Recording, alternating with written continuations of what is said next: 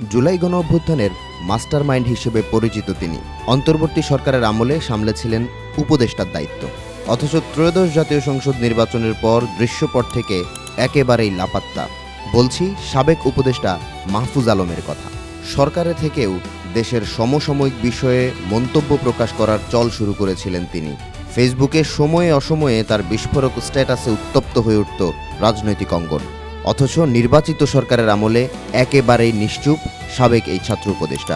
নির্বাচনের মাত্র 2 মাস আগে অন্তর্বর্তী সরকার থেকে পদত্যাগ করেন মাহফুজ আলম। রাজনৈতিক অঙ্গনে জোর গুঞ্জন ছিল লক্ষ্মীপুর 1 আসন থেকে নির্বাচন করবেন তিনি।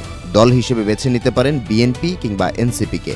তবে শেষ পর্যন্ত তিনি নির্বাচনে অংশগ্রহণ করেননি, এমনকি কোনো দলেও ভিড়েননি। জানা যায় নির্বাচনের পর অল্টারনেটিভস নামে তিনি নতুন একটি রাজনৈতিক প্ল্যাটফর্ম গঠন করেন। 2 একবার গণমাধ্যমে বিজ্ঞপ্তি দেখা গেলেও তেমন কার্যক্রম নেই এই সংগঠনটির। মাহফুজ আলম নিজেও অনেকটা অন্তরালে চলে গেছেন।